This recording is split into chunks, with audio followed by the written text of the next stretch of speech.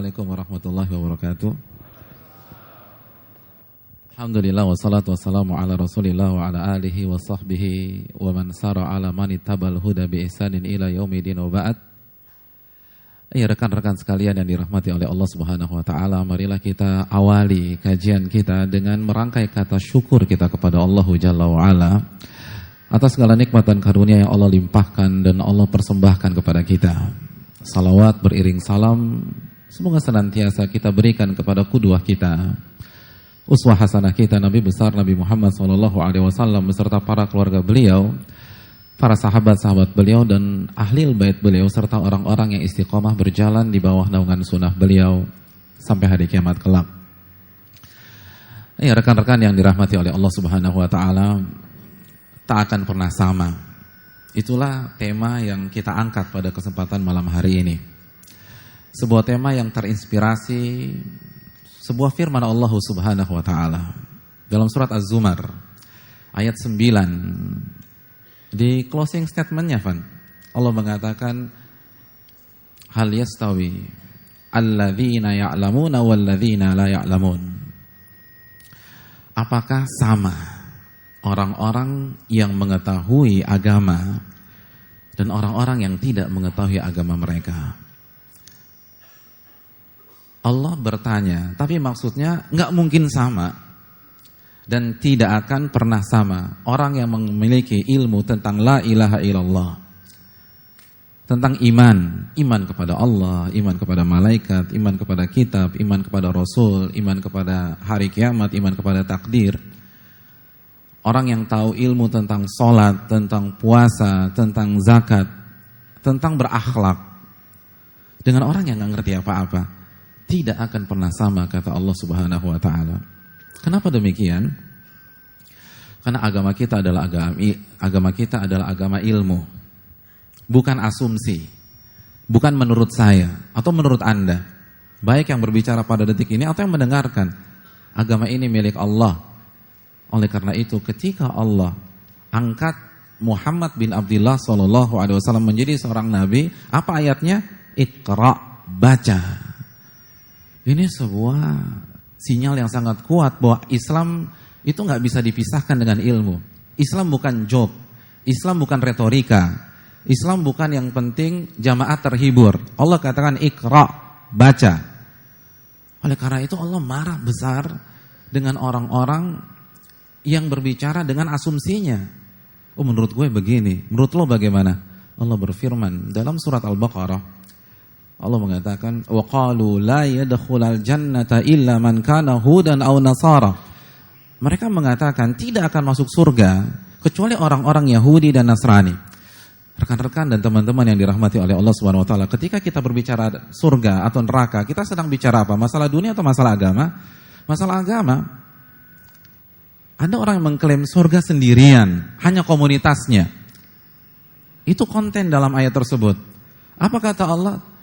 Mereka nggak kasih dalil, mereka nggak kasih argumentasi. Allah mengatakan tilka amaniyuhum, itu asumsi mereka, itu angan-angan mereka. Qul hatu burhanakum in kuntum shadiqin. Tolong kasih dalil Anda, ilmu Anda, argumentasi Anda, referensi Anda jika kalian benar-benar jujur dan benar dalam mengucapkan hal tersebut.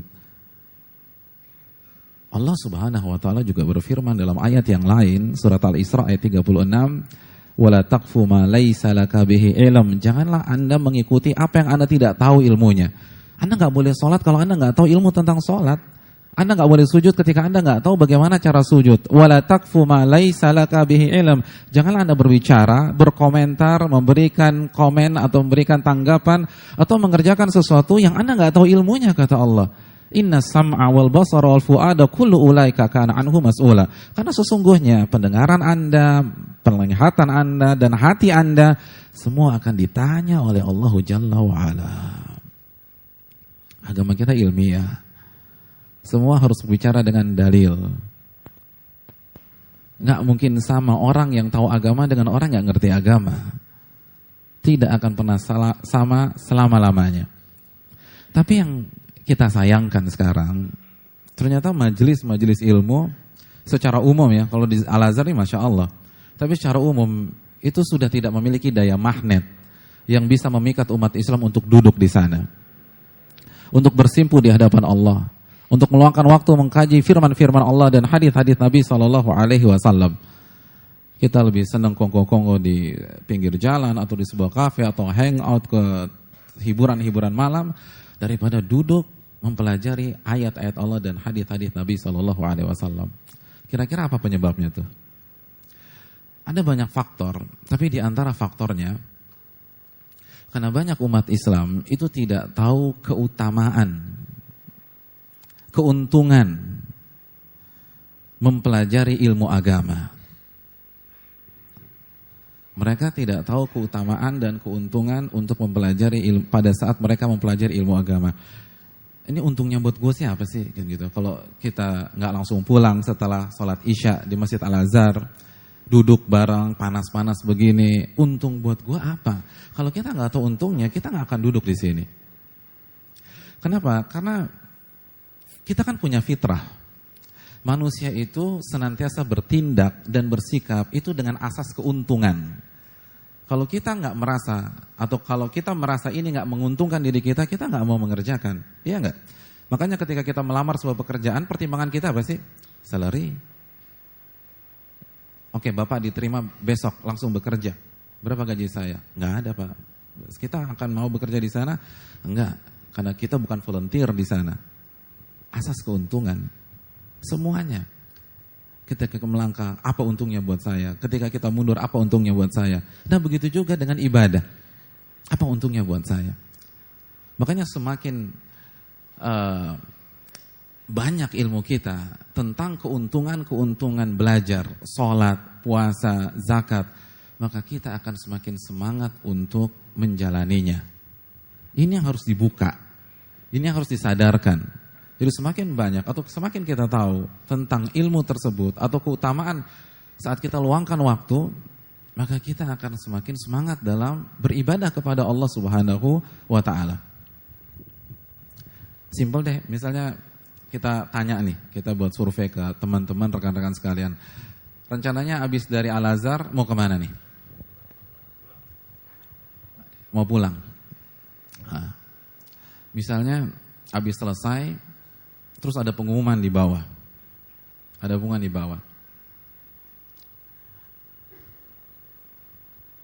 Ada yang bicara di bawah dengan suara yang lantang bahwa di PS malam ini ada grid sale besar-besaran dari jam 10 sampai jam 12. Diskon 95% all item. Semua brand. Mau beli tas 95%, mau beli sepatu 95%, mau beli baju 95%, mau beli bawang, cabai keriting 95%. Saya ingin tanya, kita langsung pulang apa enggak? Oh enggak, kita mampir PS. Apa yang membuat kita merubah schedule kita malam hari ini? Keutamaan. Keutamaan belanja di PS malam Kamis ini. Maka yang awalnya enggak tertarik, kita akan tertarik. Karena setiap kita akan bermain dengan logika ini. Apa untungnya buat saya? Apa untungnya buat gua ketika gua mengerjakan hal tersebut?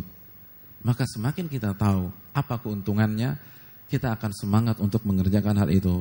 Dan lagi-lagi ini yang harus diangkat dan ini yang harus dibuka. Oleh karena itu pada kesempatan kali ini kita akan titik beratkan mempelajari apa untungnya kita belajar, apa untungnya kita mengkaji firman-firman Allah dan hadis-hadis Nabi SAW, baik di masjid yang kita cintai ini, baik di malam Kamis atau di hari-hari yang lain. Keutamaan yang pertama. Tapi Ustadz sebelumnya nih, keutamaan yang pertama ini seru banget nih. Kalau tadi Ustadz menjelaskan keuntungannya, supaya lebih firm nih, apalagi kita nih anak muda nih Ustadz, audiens kita anak muda banyak. Hukumnya apa sih Ustadz mempelajari ilmu itu dalam Islam? Oke, ya.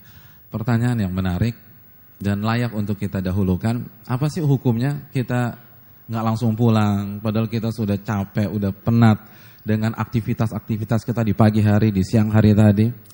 Sebenarnya yang paling layak menjawab pertanyaan ini bukan saya, Van, tapi kita serahkan langsung saja ke Nabi kita SAW. Nabi kita SAW bersabda dalam hadis riwayat Imam Ibnu Majah, Talabul ilmi faridatun ala kulli muslim. Menuntut ilmu agama hukumnya wajib bagi setiap muslim, baik laki-laki maupun wanita. Jadi menuntut ilmu agama wajib. Bukan kegiatan alternatif. Bukan kegiatan sekunder, bukan ngisi waktu, wajib. Bukan kalau sempat kita datang, kalau nggak sempat kirim salam aja sama ustadznya. Ini nggak tepat. Sebagaimana kita luangkan waktu kita untuk sholat. Kita lagi di mall nih. Lalu jam menunjukkan jam 18.30. Maka kita akan cari musola. Walaupun musolanya berada di tempat parkir, nggak ada AC, panas, nggak nyaman, kita tetap akan tinggalkan aktivitas shopping atau urusan kita lalu kita pergi ke musola. Ketika kita ditanya, Mas kenapa Anda hentikan aktivitas Anda di mall? Lalu Anda cari musola yang nggak representatif. Jawaban kita, mohon maaf saya muslim dan sholat maghrib menurut agama saya hukumnya wajib. Hadirin, yang mewajibkan sholat maghrib, yang mewajibkan belajar agama, yang mewajibkan mempelajari Al-Quranul Karim, yang mewajibkan mempelajari hadis-hadis Nabi SAW. Talabul ilmi faridatun ala kulli muslim. Menuntut ilmu agama hukumnya wajib bagi setiap muslim. Dan kita tahu bersama dalam surat An-Nur, Allah menjelaskan tentang orang-orang beriman di ayat ke-51, innama kana qaulal mu'minin idza du'u ila Allahi wa rasuli liyahkuma bainahum an yaqulu sami'na wa ata'na. Sesungguhnya ucapan, respon orang-orang yang beriman jika diajak kembali kepada Allah dan Rasulnya agar Rasul menetapkan hukum di tengah-tengah mereka, mereka akan mengatakan sami'na wa ata'na. Kalau nggak ada keutamaan kecuali menuntut ilmu agama wajib. Nggak ada alasan untuk kita tidak meramaikan masjid-masjid Allah, mempelajari firman-firman Allah dan hadis-hadis Nabi SAW. Karena orang beriman ketika sudah diwajibkan sami'na wa ata'na. Itu mungkin, Van. Kita lanjut lagi ya. Terus sekarang keutamanya apa sih? Hadirin, keutamaan yang pertama agar kita semakin tertarik, kita mau belajar. Nabi kita SAW bersabda, man salaka tariqan yaltamisu fihi ilman sahhalallahu lahu bihi tariqan ilal jannah. Barang siapa yang berjalan dalam rangka menuntut ilmu agama, maka Allah akan pintaskan dan mudahkan jalannya menuju surga. Nabi mengatakan dalam hadis Muslim ini bahwa menuntut ilmu agama adalah jalan pintas menuju surga. Jalan pintas menuju surga. Saya ingin tanya, yang ada rencana masuk surga siapa di sini? Nggak ada rencana, satu. Terus? Dua, nggak ada rencana. Jadi nggak ada rencana masuk surga. Rencana neraka, Mas? Nggak. Yang nggak ada rencana masuk surga. Oh, oke, nggak ada. Semua pengen masuk surga, betul apa tidak? Oke. Yang di belakang pengen masuk surga? Iya, pengen masuk surga. Sister side? Akhwat-akhwat? Enggak pengen. Bener ya kata Nabi, yang penghuni neraka paling banyak itu wanita. Tapi enggak. Ini akhwat-akhwat di sini itu pakai hukum fikih. Kata Nabi SAW tentang gadis, wa wifaquha sukutuha. Gadis itu kalau ditanya, diamnya itu artinya setuju. Kayaknya gadis semua yang ada di belakang. Belum married. Jadi kalau ditanya nggak jawab. Kalau yang udah married, kalau ditanya harus jawab gitu, Fer. Itu dalam ilmu fikih pernikahan. Ya, kita balik lagi. Oke, kita semua sepakat masuk surga. Ketika kita sepakat, kita ingin masuk surga, ada fitrah yang nggak bisa kita bantah. Ada fitrah manusia yang kita nggak bisa bantah. Apa itu? Manusia ketika menginginkan sesuatu, maka dia berusaha mendapatkannya dia akan berusaha mendapatkannya secepat mungkin dan melalui jalan sepintas mungkin. Ya nggak sih? Kita nih kalau sudah menginginkan sesuatu, maka fitrah kita akan berbicara. Ini nggak bisa dibantah.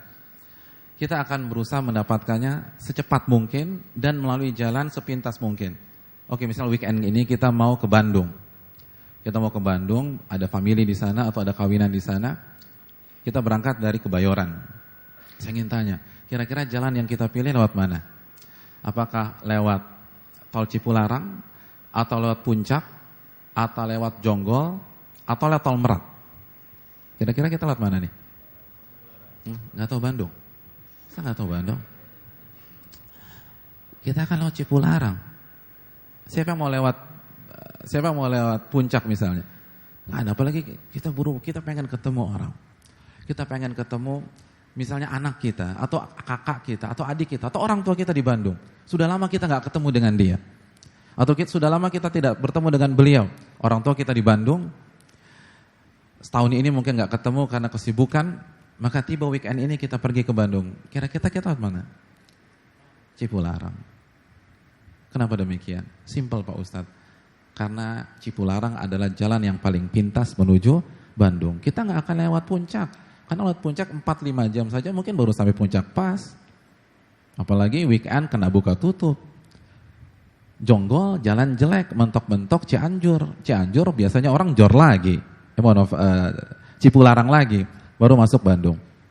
Merak, itu mau ke Lampung Pak Ustadz. Bukan mau ke Bandung. Hadirin fitrah. Itu fitrah itu nggak bisa dibantah. Ketika kita menginginkan sesuatu, maka kita akan berusaha mendapatkan sesuatu itu secepat mungkin. Akhwat-akhwat di belakang ngincer sebuah tas. Ketika lagi jalan di sebuah mall, kira-kira pengen belinya hari itu juga atau 4 bulan lagi? Hari itu juga. Itu fitrah nggak bisa dibantah. Oleh karena itu, barang siapa yang mengaku ingin masuk surga, tapi nggak pernah hadir di pengajian, tidak punya waktu untuk mempelajari firman-firman Allah dan hadis-hadis Nabi SAW, maka diragukan keinginannya. Itu seperti ketemu kita ngaku ke Bandung, kepergok di Tol Merak, nggak nyambung. Karena sekali lagi, kita semua ingin sampai ke tempat tujuan kita secepat mungkin. Pada saat kita umroh, kita ingin daerah, kita nggak ingin transit ke A, transit ke B, transit ke C, baru sampai ke Jeddah.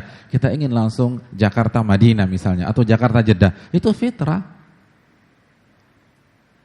Maka buktikan kalau kita ingin masuk ke dalam surga. Duduk di pengajian, duduk di majelis ilmu, pelajari firman Allah, dan kaji hadis-hadis Nabi SAW. Ini keutamaan. Man salaka tariqan yaltamisu fihi ilman sahhalallahu lahu bihi tariqan ilal jannah. Barang siapa yang berjalan dalam rangka menuntut ilmu agama, maka Allah akan pintaskan jalannya menuju surga. Keutamaan yang kedua. Keutamaan yang kedua. Ulama mengatakan bahwa ketika kita duduk di sini mempelajari ayat Allah dan hadis Nabi, kita bukan hanya mendapatkan ilmu, tapi lebih dari itu, kita sedang membuktikan sedalam apa cinta kita kepada Allah dan Rasulnya. Ini pembuktian. Ustaz, apa hubungannya antara cinta Allah dan cinta Rasul dengan ngaji? Kayaknya nggak relevan deh. Loh, keliru. Saya berikan analogi sederhana tentang masalah ini. Apabila ada seorang wanita yang sedang jatuh cinta kepada laki-laki, lalu laki-laki idamannya itu yang dia cintai sepenuh hati menuliskan surat untuk dia. Tibalah surat itu di meja kerjanya. Pertanyaan saya, kira-kira apa yang dilakukan si wanita yang sedang jatuh cinta itu? Apakah dia akan langsung membuka surat tersebut secepat mungkin, atau dia akan taruh di lemari bajunya, kalau ingat 3 bulan lagi baru dibuka? Kira-kira gimana nih? Ini pernah jatuh cinta nggak sih ngomongnya? Enggak ya? Makanya nggak nyambung. Pernah jatuh cinta? Oke. Para akhwat pernah jatuh cinta nggak? Nggak dijawab juga. Gadis banget. Ya, yang pernah jatuh cinta, kira-kira dia langsung buka atau dia tunda dulu, dia kerjakan mungkin nyuci-nyuci, atau mungkin rapat, atau mungkin ini, atau dia langsung buka? Oke, dia langsung buka. Bahkan mungkin ada beberapa wanita itu bukanya aja pakai teknik tertentu biar tidak ada yang cacat. Begitu dia buka, dia akan baca kata demi kata, kalimat demi kalimat, koma demi koma, titik demi titik, paragraf demi paragraf, sampai khatamlah surat tersebut. Selesai khataman pertama, dia akan khataman yang kedua, Van. Dengan lebih pentadabburan. Ya, dia akan memandang langit dan melihat bintang, lalu dia ingat wajah si laki-laki dan seterusnya. Lalu dia akan lipat surat tersebut dan dia taruh tempat yang aman, kalau perlu besok ke tukang fotokopi dilaminating itu surat. Ya, kurang lebih demikian lah, kurang atau lebihnya. Ya, itulah gaya orang yang sedang jatuh cinta. Sekarang saya tanya kepada hadirin yang dirahmati oleh Allah. Teman-teman, kita cinta gak sih sama Allah Subhanahu Wa Taala? Cinta ya? Yang bilang cinta cuma 2, Van? Susah. Cinta ya? Semua cinta sama Allah dan Rasulnya ya? Oke, cinta. Pernah merasa gak dapat surat dari Allah Subhanahu Wa Taala? Pernah merasa gak? Pernah merasa dapat surat cinta gak dari Allah? Selalu. Oke. Pertanyaan kedua. Ada berapa surat cinta yang Allah turunkan kepada kita? Apa sih surat cinta dari Allah? Al-Quran. Al-Quran. Kalau kita baca surat, itu aja awalnya apa? Surah. Surah itu kan surat. Surat Al-Fatihah, surat Al-Baqarah. Dan salah satu nama dari Al-Quran adalah rahmah. Dan arti rahmah itu kasih sayang. Itu surat tanda sayang Allah kepada kita. Ada berapa surat? Orang yang sedang jatuh cinta gak mungkin lupa surat dari kekasihnya. Ada berapa surat yang Allah pernah kasih kepada kita? Oke, 114 surat. Sudah dibaca semua atau belum? Oke, semakin berkurang, Fani. Ya, semakin sayup-sayup. Oke, sudah. Pertanyaan saya berikutnya. Paham gak apa yang Allah sampaikan dalam surat-surat tersebut? Apapun jawabannya gak ada masalah sampai pertanyaan ini. Jadi gak usah malu-malu, bilang belum aja, pede gitu. Belum Pak Ustadz gitu ya, karena gak ada masalah. Saya tanya, paham apa enggak? Oke, belum. Pertanyaan berikutnya ini yang menentukan. Ketika kita sedang jatuh cinta dengan Allah, lalu kita tidak paham apa isi surat-surat yang Allah berikan kepada kita. Kita baca iyyaka na'budu wa iyyaka nasta'in, tapi kita enggak paham. Kita baca Allahus Samad, tapi kita enggak paham mana as-samad. Ketika kita baca inna a'tainakal kautsar, kita enggak paham apa itu kautsar. Kira-kira atas nama cinta, apakah kita pasrah begitu saja? Atau kita akan cari seseorang yang mengerti bahasa Al-Quran dan mengerti tafsir Al-Quran untuk mentranslate dan menjelaskan isi dan kandungan ayat-ayat itu kepada kita. Hadirin, kita kembali kepada analogi di atas. Ketika si wanita itu membuka surat cintanya, ternyata si laki-laki menulis dengan bahasa Arab. Jangan suudzon dulu, dia bekerja di oil company di Saudi Arabia mungkin. Akhirnya dia tulis pakai bahasa Arab. Begitu dia baca, dia nggak paham, Pak. Kira-kira pasrah apa dia akan nyari orang untuk mentranslate?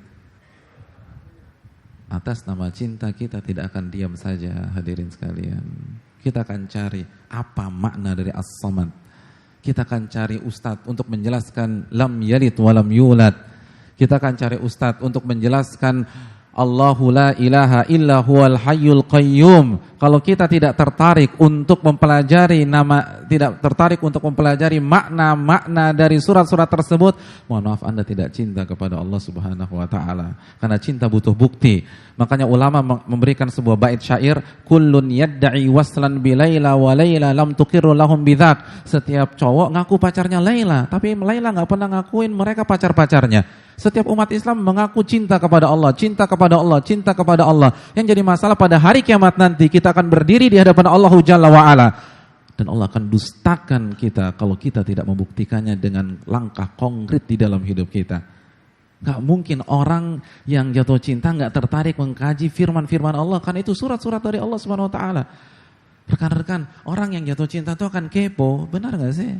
Iya, kepo. Nama doi siapa? Dia kan nanya begitu. Gak mungkin orang ngaku cinta kepada Allah gak tertarik dengan Allah Subhanahu wa ta'ala. Saya akan berikan analogi kedua tentang masalah ini. apabila ada seseorang laki-laki yang menikah dengan wanita dan usia pernikahannya 10 tahun. 10 tahun. Dan dia selalu mengklaim saya cinta dengan istri saya cinta dengan istri saya cinta dengan bini saya, semua dia bilang begitu.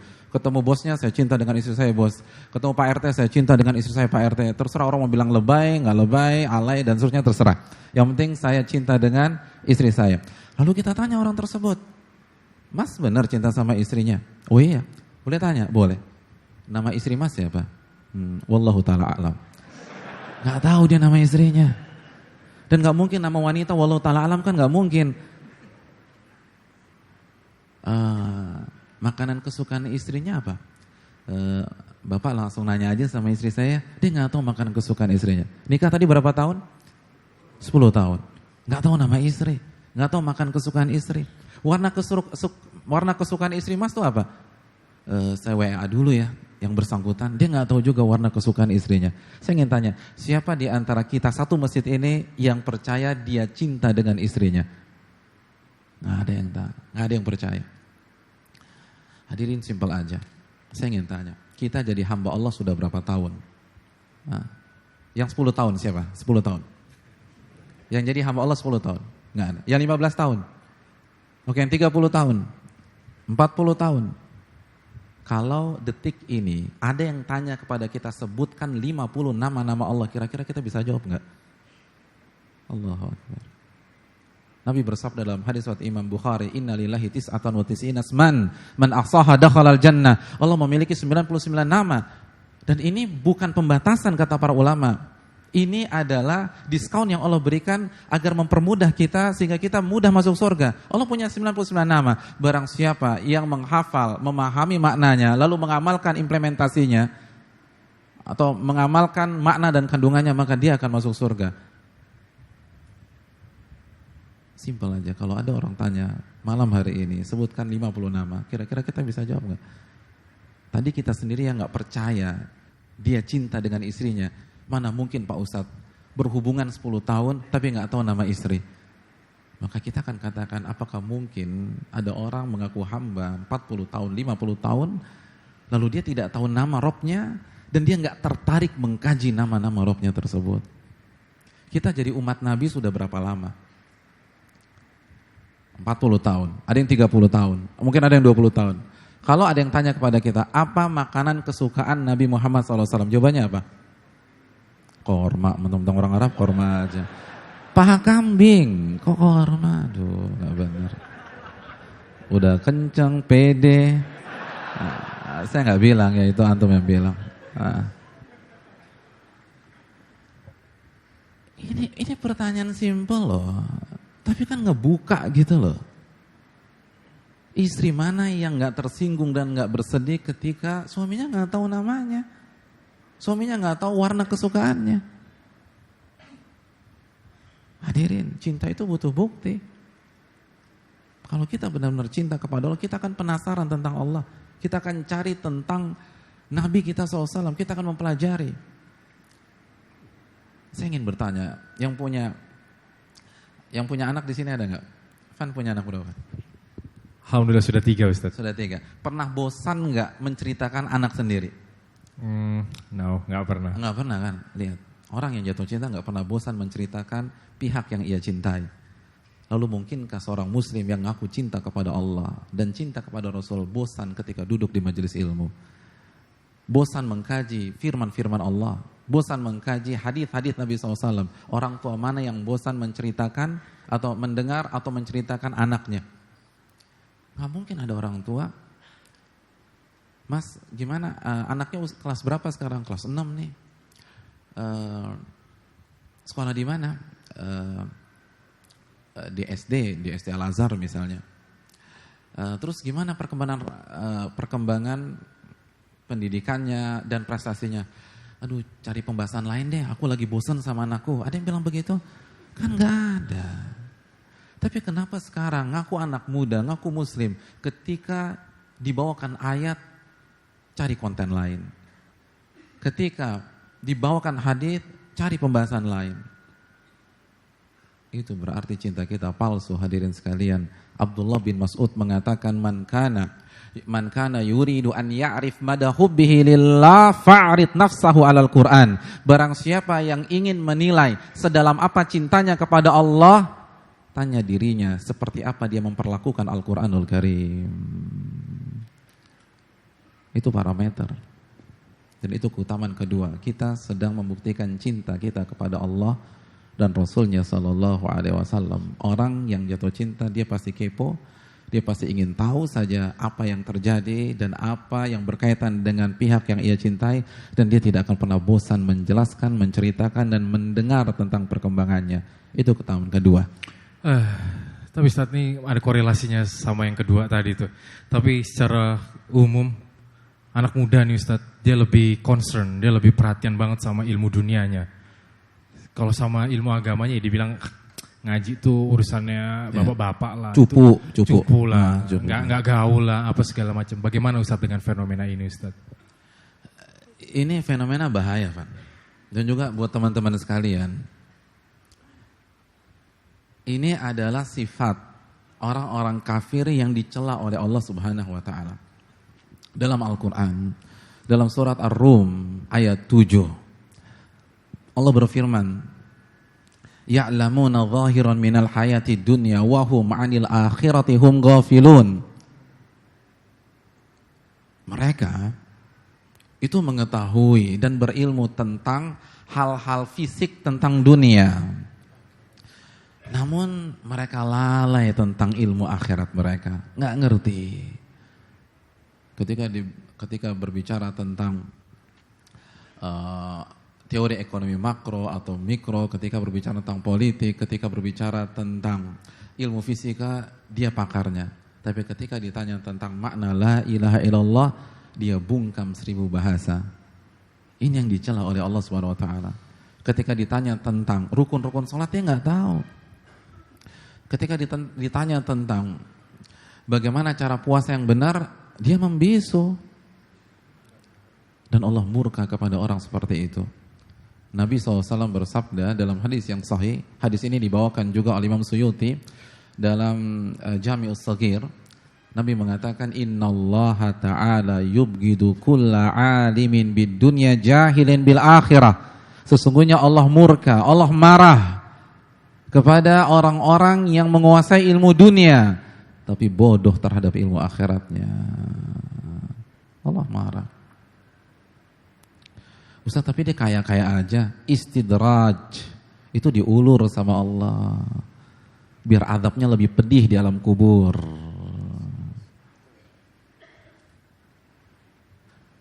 Oh, berarti kita harus masuk pondok semua dong Ustaz? Enggak. Kan baca lagi hadisnya. Yang dikritik adalah yang benar-benar enggak punya waktu untuk belajar agama. Silakan Anda ahli dalam dunia, silakan Anda ahli dalam ilmu sosial, dalam birokrasi, silakan menjadi fisikawan, silakan menjadi ahli matematik, silakan menjadi seorang dokter yang handal, tapi jangan lupakan akhirat. Anda harus punya waktu untuk duduk, ngumpul bareng, kita kaji surat Al-Ikhlas misalnya, kita kaji surat An-Nas, kita pelajari tentang sholat, kita kaji tentang la ilaha illallah, apa konsepnya, kita bahas tentang malaikat. Jadi gak ada masalah. Allah kasih kita 7x24 jam. Masa kita sekutu buku itu sih, baca 7x24 jam? Kan enggak. Kalau kita lihat, kongko-kongkonya banyak, kumpulnya banyak, nongkrongnya banyak. Nah itu ambil waktu untuk belajar agama.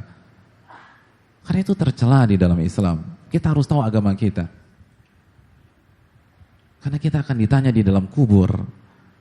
Dan kita akan berhadapan dengan Allah. Dalam hadis Tirmidzi, Nabi mengatakan, la tazalu qadama abdin hatta yus'al an arba.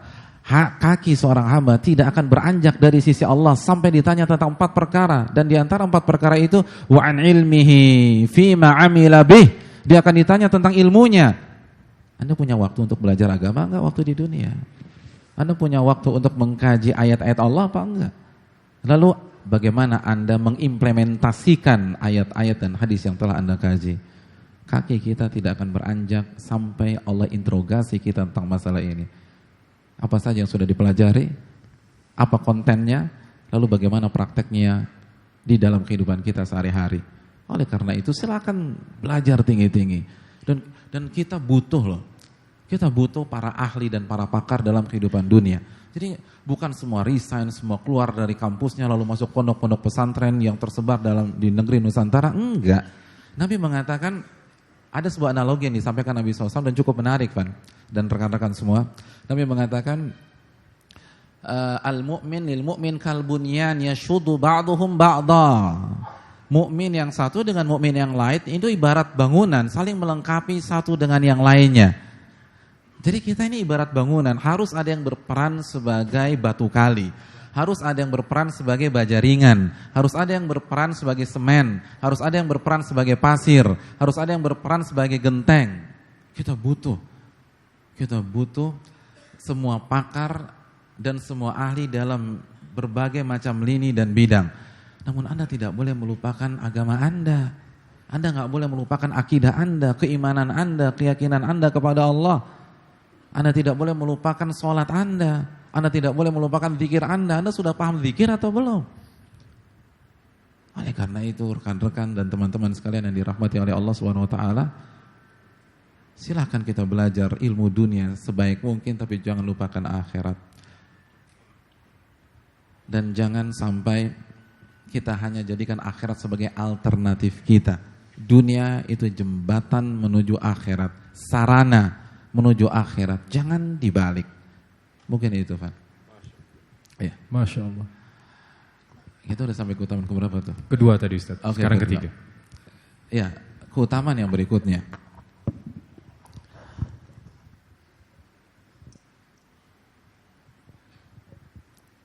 Hadirin yang dirahmati oleh Allah Subhanahu wa taala,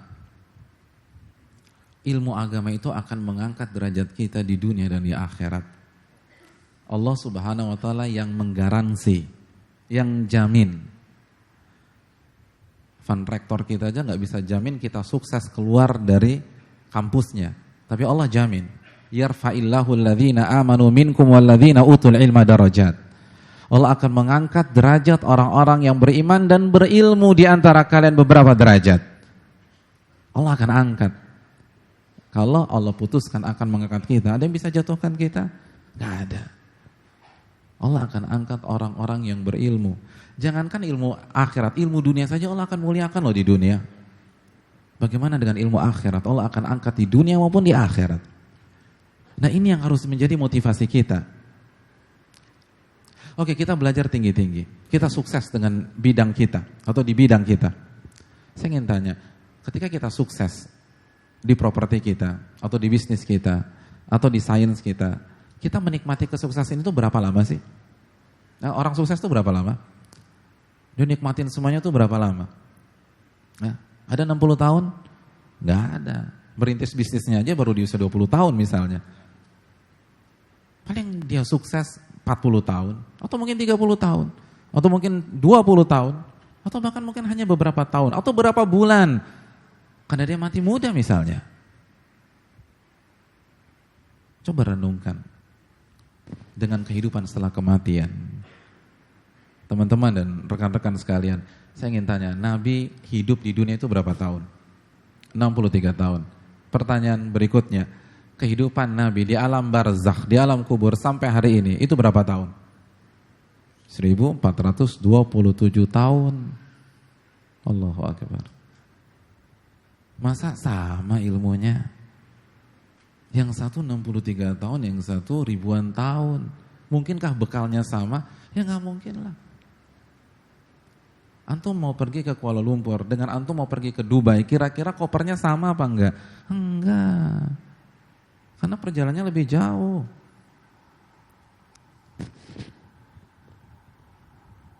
Analogi sederhana deh. Misalnya kita punya perusahaan nih. Atau kita bekerja di sebuah perusahaan. Besok ada orang datang ke perusahaan kita, bos cari kertas. Ternyata secari kertas itu ijazah SD-nya. Dia mau lamar pekerjaan di perusahaan kita. Kira-kira diterima nggak sekarang? Hadirin, kita tidak sedang merendahkan lulusan SD. Lulusan SD kalau bertakwa itu mulia. Tapi kita lihat realitas saja. Kira-kira diterima apa tidak? Enggak. Padahal kelas 1-nya juara kelas loh. Kelas 2-nya juga juara kelas. Kelas 6 ranking 1 di sekolahnya. Kira-kira diterima? Enggak. Apa sih yang bisa kita petik dari fenomena ini? Kecuali kalau dia punya keahlian ya. Ini dia nggak punya keahlian, nggak punya keterampilan, hanya belajar 6 tahun di SD. Nggak kepake sekarang. Simple aja. Orang yang belajar 6 tahun untuk sukses di dunia pada hari ini berat. Dan mungkin mustahil. Ya, kecuali lagi-lagi yang punya keterampilan, ini nggak punya apa-apa, susah.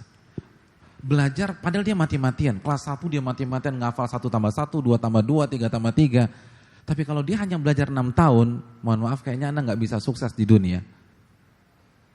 Simple.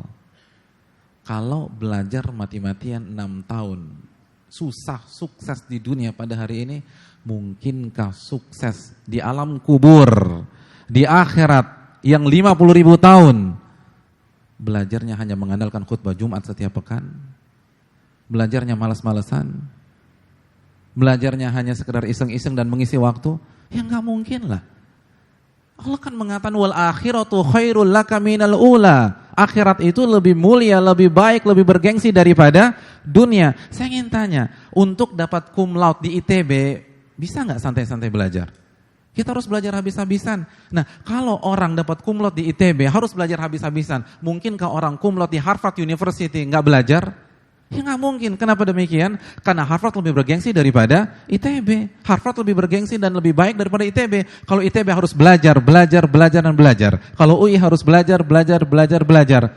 Maka Harvard harus belajar, dan terus belajar lagi. Karena dia lebih bergengsi. Kalau dunia saja harus belajar, mungkinkah akhirat kita nggak belajar sama sekali? Mungkinkah kita belajarnya nggak serius?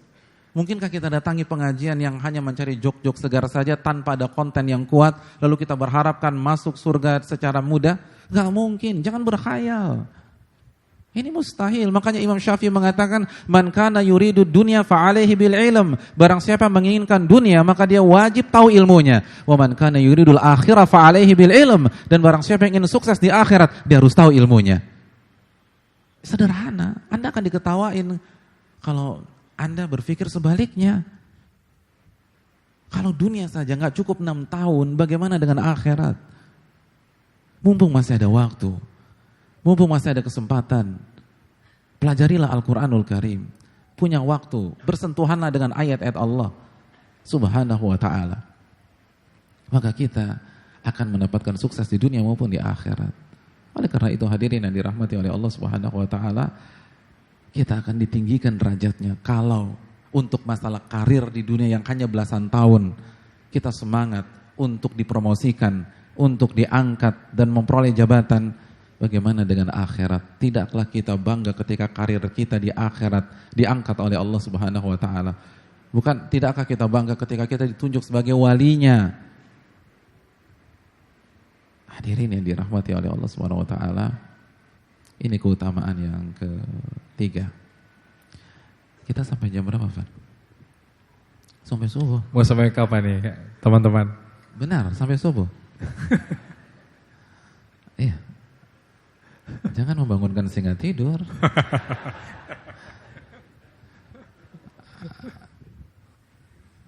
Keutamaan yang terakhir, Evan. Lalu kita buka diskus tanya jawab. Keutamaan yang terakhir. Hadirin, pahala yang kita dapatkan ketika kita duduk di sini, oh itu luar biasa, itu dahsyat. Nabi SAW bersabda dalam hadis riwayat Imam Tabrani, hadisnya sahih, hadisnya valid.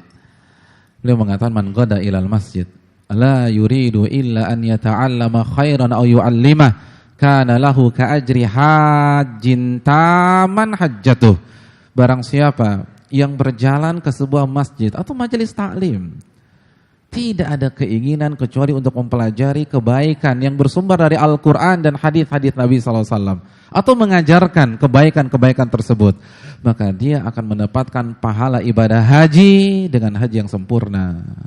Allahu Akbar. Ini ibadah murah meriah. Haji sekarang berapa? ONH biasa berapa? 36 juta kurang lebih ya. 36. Itu 15 tahun loh. Itu 17 tahun. Kalau mau berangkat tahun depan berapa tahun? Kita butuh berapa dolar? Saya punya kenalan, dia daftarnya H-1 bulan berangkat. Dan dia harus keluarkan 500 juta haji. Kalau yang biasa tahun depan mungkin ada 150 juta, 200 juta dan seterusnya. Baru kita bisa naik haji tuh. Sekarang pertanyaan, tadi dari kantor ke sini ongkosnya berapa juta? Allahu Akbar. Ada yang taksi 100 ribu, ada yang gojek, ada yang nebeng. Ini yang paling banyak kayaknya. Gratis loh. Gratis. Terus pahalanya haji. Masa kita gak mau? Katanya ngaku pengen ke sana. Pengen ketemu rumah Allah Subhanahu wa taala. Kalau kita jujur ingin naik haji, iya daftar benar. Tapi kenapa sambil nunggu kita gak manfaatin waktu kita untuk mengerjakan amalan yang ada di sekeliling kita, yang ada di lingkungan kita, yang pahalanya sama dengan ibadah haji. Ini haji hadirin sekalian. Pahala yang dahsyatnya luar biasa. Kita bisa mendapatkan pahala ibadah haji setiap pekan. Atau lebih, kita bisa mendapatkan pahala ibadah haji 2 kali dalam sepekan. Atau 3 kali dalam sepekan. Sesuai dengan keluangan kita masing-masing. Masa kita gak mau? Wal hajjul mabrur laisa lahu jazaa'un ilal jannah, dan haji yang diterima enggak ada balasan kecuali surga, kata Nabi sallallahu alaihi wasallam. Ini haji. Orang rela jual sawah di desa, jual motor di sana untuk bisa naik haji. Bagaimana dengan kita? Jadi pahalanya haji nih Ustaz. Haji. Benar haji. Kalau begitu gue cancel aja deh tabungan gue. Enggak. Bedakan antara dapat pahala ibadah haji dengan menggugurkan kewajiban haji. Jadi haji tetap harus berangkat, tapi pahalanya kalau kita ngaji sama dengan haji, itu loh. Maksimalkan semaksimal mungkin. Dan pahala yang akan kita dapatkan itu lebih baik daripada harta dunia. Nabi SAW bersabda dalam hadis Muslim, beliau men-trigger sahabat beliau. Lagi duduk-duduk di masjid. Beliau katakan, ayyukum yuhibbu an yakdua ila buthan au ila aqiq fayatiya minhu binaqataini qaumawain min ghairi ithmin wala qat'i rahimin. Wahai para sahabatku, siapa di antara kalian yang berminat pergi ke Buthan dan Aqiq? Ada yang tahu enggak Buthan dan Aqiq itu apa? Pasar unta yang ada di dekat kota Madinah. Untuk apa? Fayatiya minhu binaqataini qaumawain, untuk mendapatkan 2 unta qaumawain secara gratis, halal dan enggak zalimin siapapun. Kalau tawaran itu ditembakkan atau ditujukan kepada kita, kira-kira kita mau enggak? Enggak punya kandangnya Pak Ustadz. Enggak usah ribet, ambil, jual. Karena qaumawain adalah jenis unta terbaik di dunia. Harga 5 tahun yang lalu setahu saya itu di atas 500 juta. Jadi 1 ekor 500 juta. Dan yang ditawarkan Nabi berapa? 2 ekor. Setiap kapan? Setiap hari. Kulla yaum, setiap hari. Berarti pemasukan sebulan berapa? 30 M. Kira-kira bagaimana respon para sahabat? Nuhibbu dzalika ya Rasulullah. Jelas kita mau ya Rasulullah. Maka para sahabat beranjak dari tempat duduk mereka dan berusaha bergegas ke Buthan dan Akik. Ketika melihat para sahabatnya tertarik dan semangat untuk pergi ke sana, Nabi menghentikan langkah mereka. Lalu Nabi mengatakan, "Afala yaqdu ahadukum ilal masjid?" Sebelum Anda pergi ke sana, kenapa Anda enggak pergi ke masjid saja? Orang pada bingung, emangnya di masjid ada onta? Dan mereka bingung.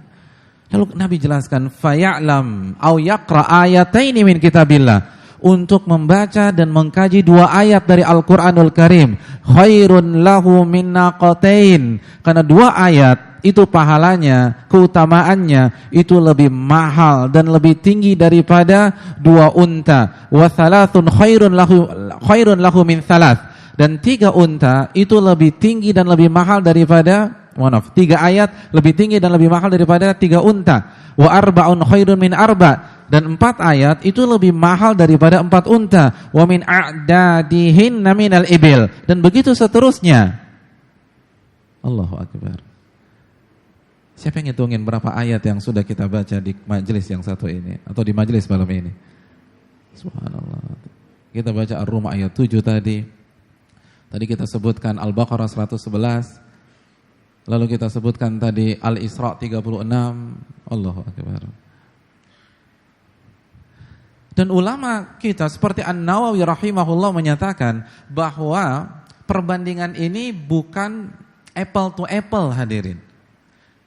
Tapi tujuan Nabi untuk mengatakan ilmu lebih mulia daripada harta. Karena unta Qaumawain adalah simbol kekayaan pada saat itu. Dan ini dibuktikan dalam surat Yunus ayat 58. Allah berfirman, "Qul bi fadlillah wa bi rahmatihi fabidzalika falyafrahu huwa khairun mimma yajma'un." Wahai Muhammad, sampaikan kepada umatmu, bergembiralah. Oh, ini jarang-jarang loh. Jarang-jarang ada perintah suruh gembira. Perintah sholat ada beberapa dalam Al-Quran. Perintah puasa udah gak asing lagi. Ini perintah suruh gembira. Jadi kita suruh gembira kata Allah. Atas apa? Karunia dan rahmat Allah Subhanahu wa ta'ala. Katakan kepada mereka, hendaknya mereka bergembira karena karunia dan rahmat Allah. Apa tafsir karunia dan rahmat Allah dalam ayat ini? Orang berpikir itu harta. Orang berpikir itu jabatan. Orang berpikir itu wanita. Orang berpikir itu rumah dan properti dan lain sebagainya. Silakan baca tafsir Al-Baghawi. Al-Imam Mujahid menjelaskan bahwa karunia dalam ayat ini adalah iman. Dan rahmat dalam ayat ini adalah Al-Quran. Jadi ketika kita mempelajari sebuah ayat dalam Al-Quran, Allah perintahkan kita bergembira. Apa penyebabnya? Huwa khairun mimma yajma'un. Di closing statement Allah jelaskan, karena Al-Quran yang Anda baca, yang Anda pelajari, itu lebih mahal, lebih berharga daripada harta seluruh manusia yang ada di muka bumi ini. Allahu Akbar. Lebih mahal, lebih bergengsi daripada seluruh harta manusia. Hadirin, kita nggak usah bicara seluruh manusia lah. Salah satu orang terkaya di dunia, Bill Gates, berapa kekayaannya? Terakhir majalah Forbes berapa? Di atas 1 T ya? 1000 triliun ya? Dolar. Enggak, 1000 triliun, enggak pakai dolar, 1000 triliun. 1000 triliun. Itu 1 orang. 1 orang. Kita belum bicara Taipan, Carlos Slim. Kita belum bicara orang-orang kaya yang lain. Ini baru 1 orang, 1000 T. Dan Allah berfirman dalam surat Yunus ayat 58, apa yang Anda pelajari pada malam hari ini itu lebih mahal di sisi Allah daripada harta seluruh manusia di dunia. Pertanyaan yang menggelitik benak kita, kenapa? Untuk 30 juta gaji kita di kantor kita rela berangkat pagi pulang pagi misalnya. Kita nggak ketemu matahari terkadang. Berangkat ketika matahari belum terbit dan pulang ketika matahari sudah terbenam. Gaji kita berapa sih? Paling 15 juta, paling 20 juta, paling 50 juta, paling 100 juta. Itu bisa tuh. Luangkan waktu 8 jam sehari. Belum pakai macetnya Jakarta. 4 jam bolak-balik untuk dapatkan 80 juta sebulan. Sedangkan untuk ngaji nggak punya waktu. Allahu Akbar. Kemana matematika kita? Harusnya kan kalau 40 juta semangat, yang lebih tinggi lebih semangat lagi dong. Itu baru rasional. Dan ini kan rumus Allah. Huwa khairun mimma yajma'un. Ini rumus Allah. Ini lebih mahal, lebih tinggi daripada seluruh harta yang Anda kumpulkan dan mereka kumpulkan. Maka sebagaimana kita semangat untuk mencari rizki yang gak seberapa itu dibanding keutamaan menuntut agama, maka kita harus juga meluangkan waktu untuk belajar, lalu belajar dan terus belajar. Saya rasa cukup sampai di sini sesi materi dan kita buka sesi tanya jawab. Wassalamualaikum warahmatullahi wabarakatuh. Terima kasih Ustadz, hatur nuhun Ustadz Barakallahu Fik. Oke, silakan. Wah, kayaknya tadi kalau misalnya gue tergelitik deh, lebih dari 1.000 triliun, berarti ini para miliuner Ustadz ya, di hadapan Allah ya. Iya, insyaallah. Para milioner dan para haji. Wah, pulang ntar pakai gelar haji. Oke, kita buka sesi kepo. Masya Allah. Wah, waalaikumsalam nanti Pak ya. Jadi gini, kita akan disampaikan bahwa teknisnya pertanyaan di sini mungkin akan hanya beberapa karena terbatas waktu, tapi nanti kita akan lanjut di bawah karena di bawah nanti ada sesi tanya jawab juga langsung dengan Ustadz kita juga. Oke, dari Brother Said kita yang di sini dulu tadi yang pertama tunjuk, tolong mic-nya dibantu mic-nya. Tolong dioper sana. Kemudian Sister Said nanti langsung diberikan mic-nya tapi menunggu instruksi dari depan sini setelah selesai pertanyaan yang pertama dijawab. Silakan. Bismillahirrahmanirrahim. Assalamualaikum warahmatullahi wabarakatuh. Ustaz tadi menyinggung soal fitrah. Fitrah itu apa sebenarnya Ustaz? Kemudian apakah fitrah itu apa yang Allah sampaikan kepada kita lewat dalam Al-Quran itu? Terima kasih. Assalamualaikum warahmatullahi wabarakatuh. Namanya siapa Mas? Ready. Haji Ray. Ready. Waduh Ustaz. Iya, terima kasih jazakallahu khair kepada Akh Redi atas pertanyaannya.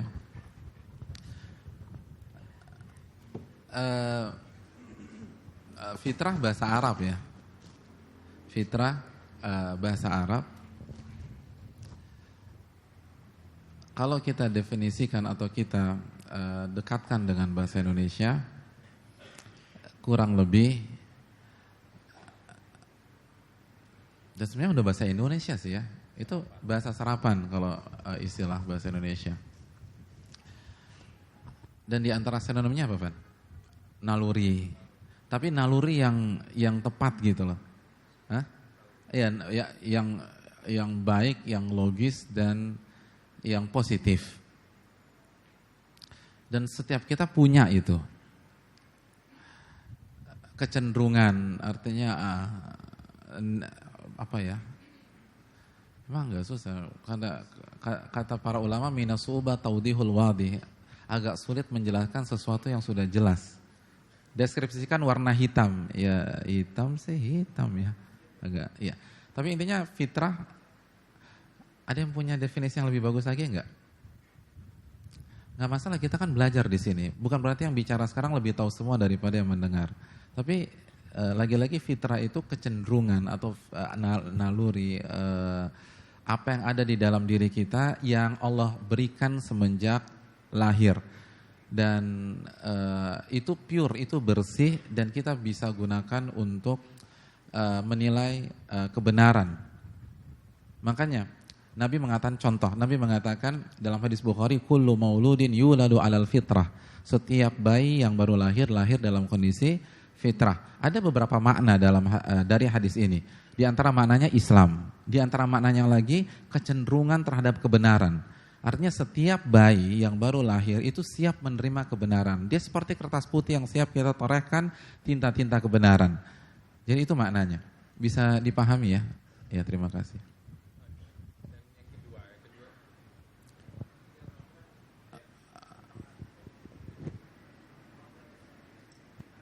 Iya, Allah mengatakan fitratallahi allati fatara nasa 'alaiha. Islam itu adalah fitrah yang Allah masukkan ke dalam dada manusia. Artinya Al-Qur'an tidak mungkin bertentangan dengan fitrah.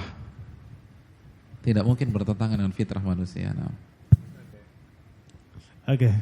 Sama-sama. Ya. Oke, Sister Said langsung kalau misalkan sudah ada mic-nya. Assalamualaikum Ustadz, saya Nindya dari Pamulang. Pengen nanya, saya itu kan punya guru ngaji, seorang ustazah. Nah, dia itu mempunyai seorang anak, ada 6. Nah, dari SD itu udah dimasukin ke pondok pesantren. Nah, itu tuh maksudnya dididiknya itu harus dari kecil. Nah, terus dia itu kan belajar ilmu sampai S3. Dan itu dia ilmunya itu tentang hadis-hadis Allah, tentang isinya tuh tentang Al-Qur'an. Nah, itu dia mengesampingkan keluarganya, suaminya dan anak-anaknya itu demi untuk menuntut ilmunya, tapi suaminya redo sebenarnya. Itu hukumnya gimana? Terus itu merupakan ilmu dunia, termasuk ilmu dunia dan akhirat enggak? Apa patut dicontoh juga? Makasih, Tat. Terima kasih. Dan ini case-nya wanita ya, Mbak ya? Ini wanita tadi ya pertanyaannya, objeknya wanita ya? Iya. Iya, terima kasih. Iya, Ustazah. Iya. Terima kasih Jazakallahu khair atas pertanyaannya. Yang pertama, Islam itu kan agama proporsional ya. Nabi bersabda dan hadis ini ada juga dalam Riyadhus Shalihin, fa'ati kulladzi haqqin haqqah. Berikanlah setiap pihak haknya masing-masing. Jadi ketika dia seorang wanita bersuami, maka dia harus tunaikan hak suami. Dia harus tunaikan hak anak-anak secara proporsional. Semuanya harus kita berikan. Itulah Islam. Itu poin yang pertama. Poin yang kedua, kita tahu salah satu fikih dalam maslahat mudarat, kita harus mengedepankan fardu ain di atas fardu kifayah. Fardu ain di atas fardu kifayah. Melayani suami, lalu berkhidmat kepada suami itu fardu ain. Fardu ain. Nabi mengatakan, "Idza shalatil mar'atu khamsaha wa shamat syahraha wa hafizat farjaha wa ata'at ba'laha qila laha udkhuli al-jannata min ayyi abwabiha syi'ti." Jika seorang wanita salat 5 waktu, puasa Ramadan, lalu menjaga kehormatan dan kemaluannya, lalu dia taat kepada suaminya, maka dia akan diumumkan pada hari kiamat dengan penuh kebanggaan, masuklah engkau ke dalam surga dari pintunya yang engkau pilih. Jadi ini prioritas untuk seorang wanita yang bersuami. Adapun belajar sampai S3 fardu kifayah. Artinya jika sudah ada yang belajar, maka kita nggak diwajibkan lagi untuk belajar sampai tingkat tersebut. Oleh karena itu jika dia belajar sampai dia melalaikan suaminya, sampai dia nggak ngurus anak-anaknya dengan maksimal, maka ini perlu diberikan catatan. Tapi itu kalau ya, kita nggak memvonis seseorang, setiap orang paling tahu kondisi dia masing-masing. Intinya bisa nggak jalan semuanya? Kalau bisa jalan semuanya bagus.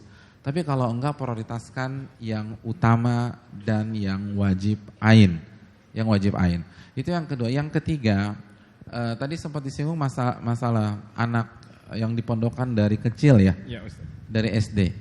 Yang perlu kita camkan, kewajiban mendidik anak itu kewajiban orang tua. Kewajiban orang, bukan kewajiban sekolah atau pondok, itu orang tua. Nabi mengatakan tentang wanita, wal mar'atu ra'iyatun wa mas'ulatun an baiti zawjiha wa auladih. Wanita itu adalah pemimpin dalam masalah rumah dan masalah anak-anaknya, dan dia akan ditanya tentang rumah dan anak-anaknya tersebut. Allah Subhanahu wa taala berfirman juga dalam surat At-Tahrim ayat 6, ya ayyuhalladzina amanu qu anfusakum wa ahlikum nara. Wahai orang-orang beriman, jagalah diri Anda dan keluarga Anda dari siksa api neraka. Ali bin Abi Thalib radhiyallahu taala anhu mengatakan, menjaga keluarga dari api neraka adalah dengan mengajarkan agama. Jadi tanggung jawab mengajarkan istri dan anak-anak, atau tanggung jawab mengajarkan anak-anak itu orang tua.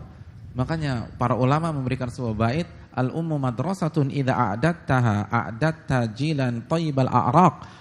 Ibu adalah sebuah madrasah. Kalau Anda persiapkan ibu yang salehah, ibu yang cerdas, ibu yang pandai, maka Anda baru saja mempersiapkan generasi Rabbani yang kuat dan baik.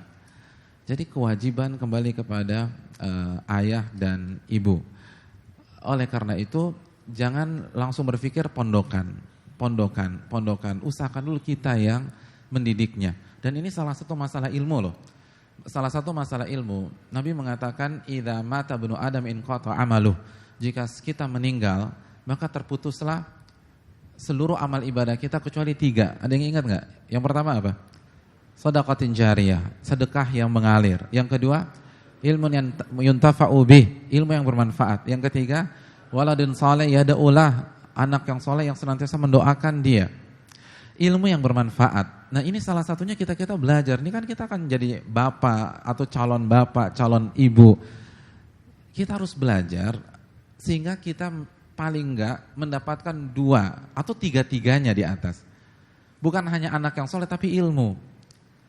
Dan paling tidak anak kita lah yang kita ajarkan. Mungkin kita nggak bisa jadi ustadz untuk menyebarkan ilmu. Mungkin kita nggak bisa jadi kiai untuk menyebarkan ilmu. Tapi pasang target, nggak usah muluk-muluk. Tapi misalnya begini, pasang target anak saya harus bisa Al-Fatihah dari saya.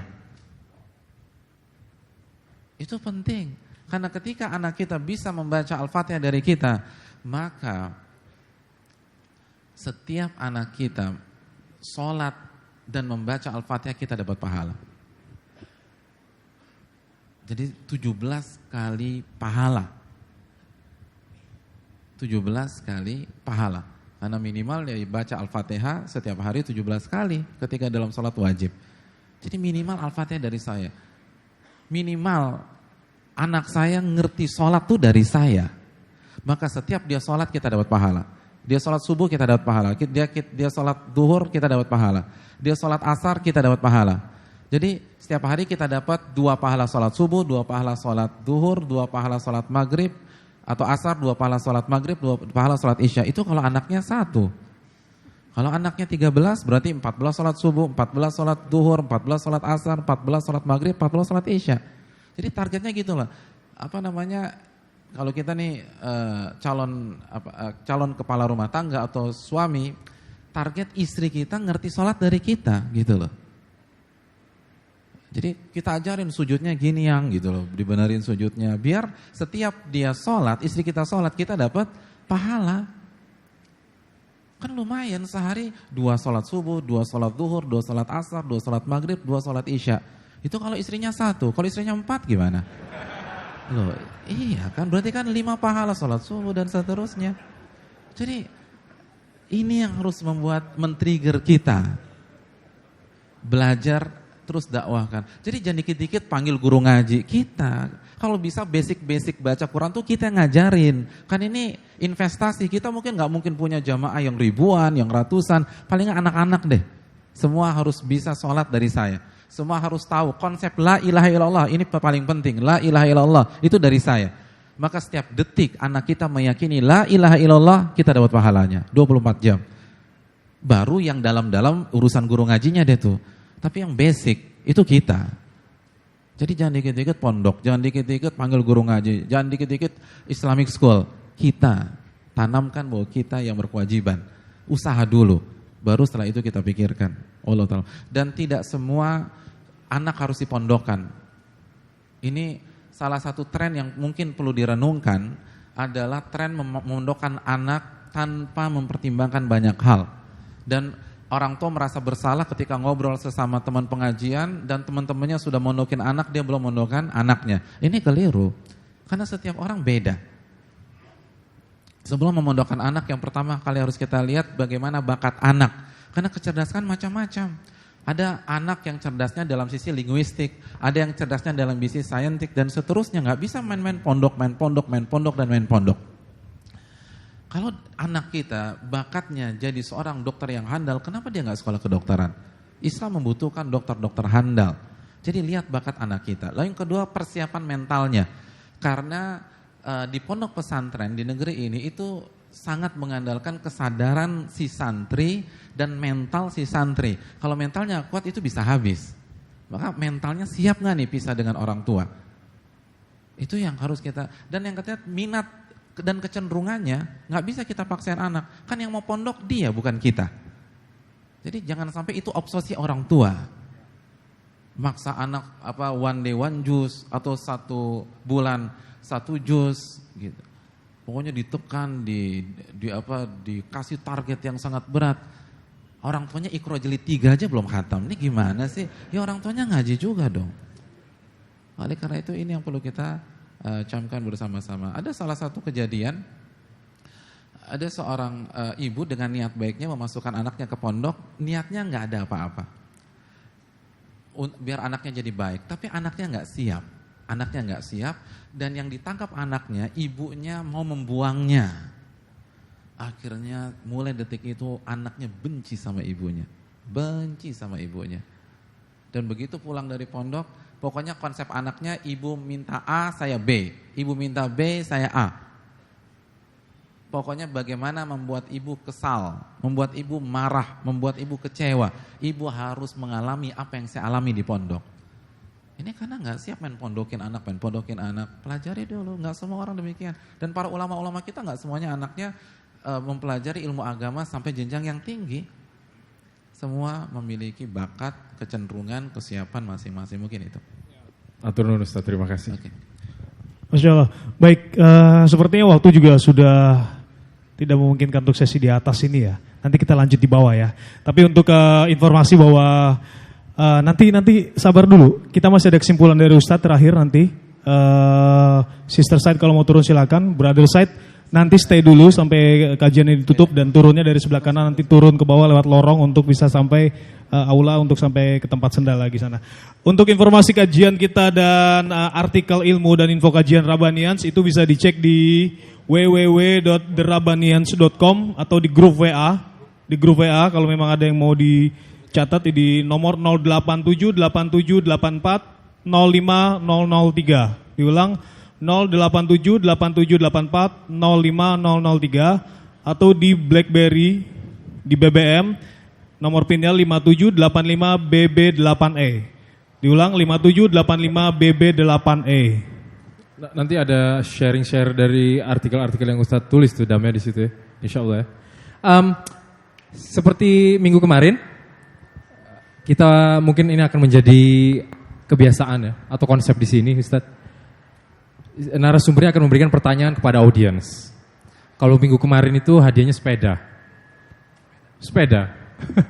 Oh ya, kita juga berterima kasih kepada para musinin yang karena rasa cintanya kepada dakwah ini sudah memberikan hadiah-hadiah. Nah, malam ini hadiahnya sepeda juga.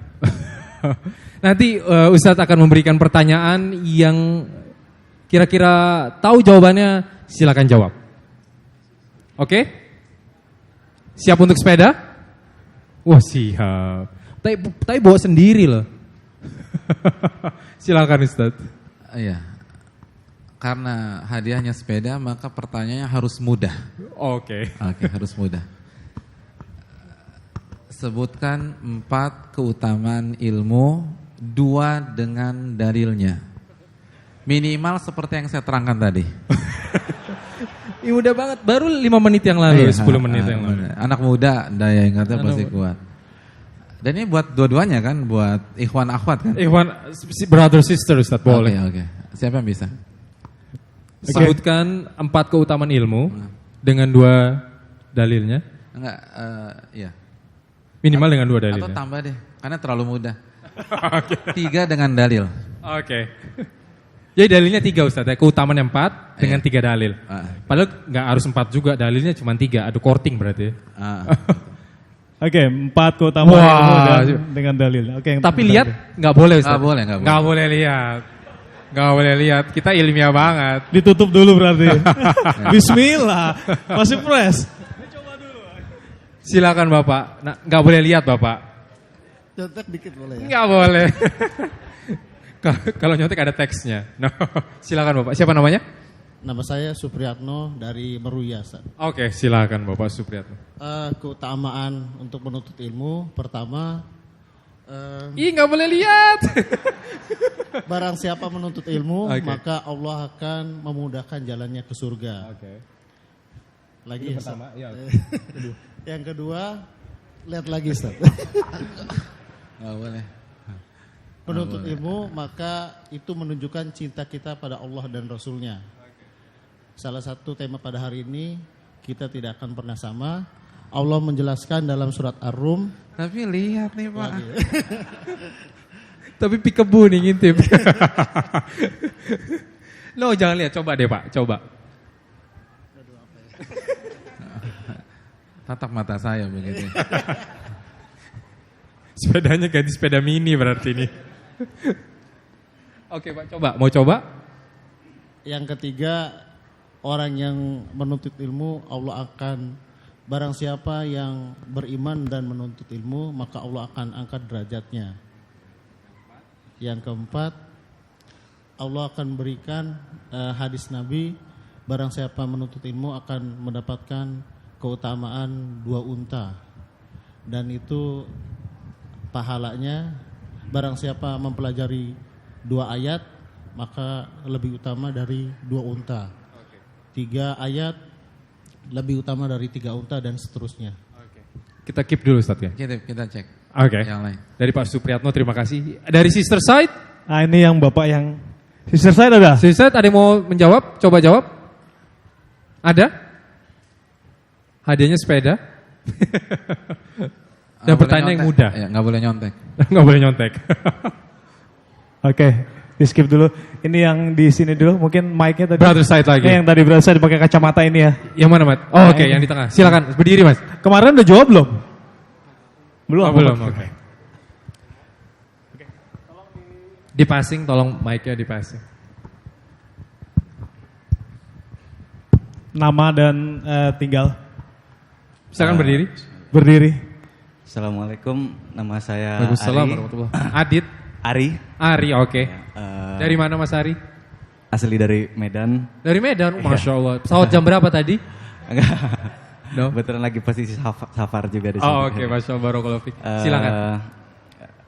Untuk langsung ke jawabannya tadi ya Mas. Keutamaannya yang pertama itu, aduh, gara grogi jadi lupa semuanya, ngeblank. Maaf.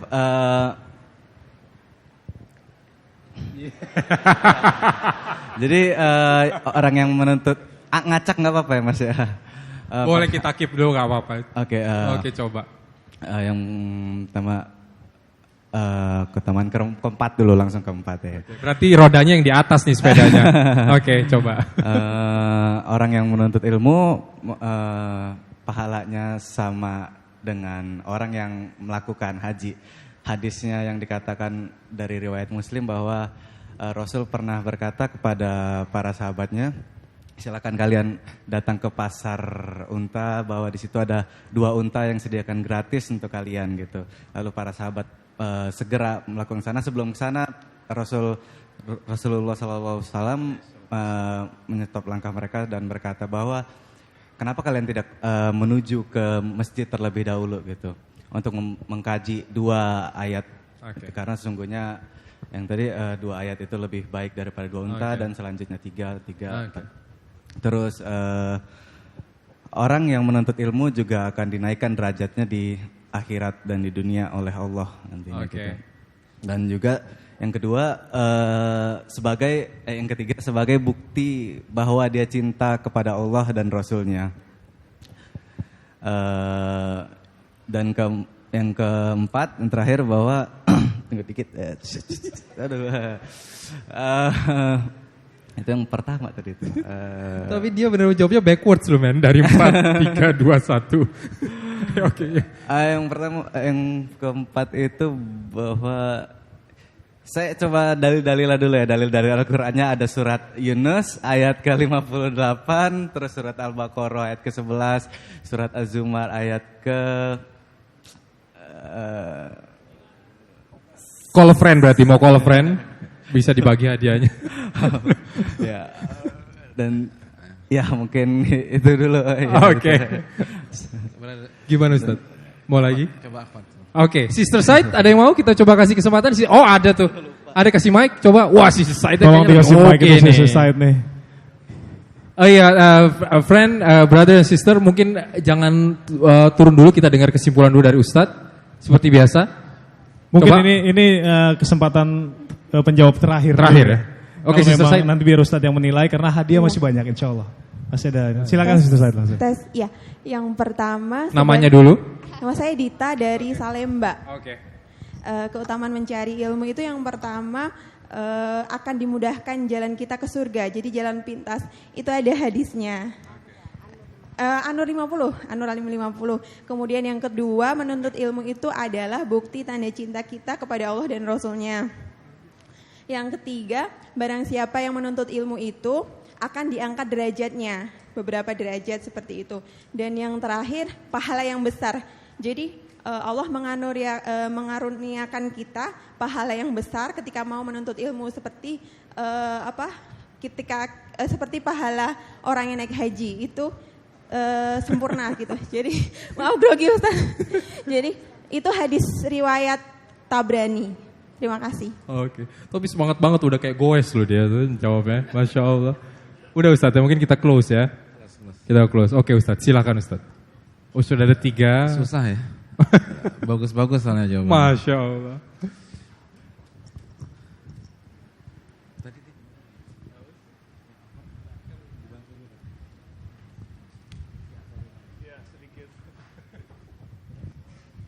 Iya ya. Tim juri lagi ini ya. Yang mana siapa? Apa? Nggak bisa, harus ditentukan. Susah ya, susah. Yang minggu lalu siapa yang dapat? Minggu lalu ada mahasiswa Al-Azhar yang dapat. Ya. Ada teman kita masih ada. Ikhwan atau akhwat? Ikhwan. Oke, kalau begitu sekarang akhwat. Masya Allah, barakallahu fiik. Tapi jawabannya memang betul Ustaz ya. Ya, walaupun dibisikin. Bukan karena ahwatnya kan Ustaz. Oke, Mbak Dita nanti bisa ke booth Lost and Found, nanti di situ ketemu panitia. Oke, Ada hadiahnya di sana. Nanti hadiah bisa diambil di Lost and Found ya. Oke. Kemudian sambil ditutup sesi kajian ini, Brother Said tolong didengarkan sampai terakhir. Sister Said kami persilakan untuk bisa turun terlebih dahulu. Untuk nanti yang sudah menjawab nanti insya Allah ada hadiah juga. Silakan tetap datang ke Lost and Found. Ada hadiah-hadiah hiburan, kita banyak hadiah insya Allah. Oke. Dan Brother Said nanti sambil menunggu Sister Saidnya selesai, kita bisa lewat sebelah kanan saya ya. Jadi nanti turun lewat aula untuk bisa ke tempat sendal nanti. Silakan Ustaz untuk kesimpulan dan penutupan. Iya, kesimpulan Allah Subhanahu wa taala berfirman dalam surat Al-Mulk ayat 10, "Wa qalu law kunna nasma'u aw na'qilu ma kunna min ashabis sa'ir fa'tarafu bi dzambihim." Allah berfirman, para penghuni neraka mereka akan berkata pada hari kiamat, kalau saja kami mau mendengar dan kami mau mentadaburi, menelaah dan berpikir tentang ayat-ayat Allah, pasti kami tidak akan berada di dalam neraka sa'ir seperti hari ini. Hadirin, Allah telah memberikan kita waktu, Allah telah memberikan kita kecerdasan, Allah telah memberikan kita kenikmatan dan banyak sekali kenikmatan. Kalau kita tidak gunakan untuk mempelajari firman-firmannya, maka kita akan menjadi salah satu orang yang menyatakan dan Allah abadikan di dalam surat Al-Mulk ayat 10 di atas. Kita akan mengatakan, kalau saja kita punya waktu untuk duduk di Al-Azhar, kalau saja saya punya waktu untuk duduk di sebuah majelis ilmu, untuk mendengar dan mengkaji ayat Al-Quran, maka kita tidak akan berada di neraka sa'ir. Aku qouli hadza wa astaghfirullaha wa lakum subhanaka wa bihamdika la ilaha illa anta astaghfiruka wa atubu ilaik. Assalamualaikum warahmatullahi wabarakatuh. Waalaikumsalam warahmatullahi wabarakatuh.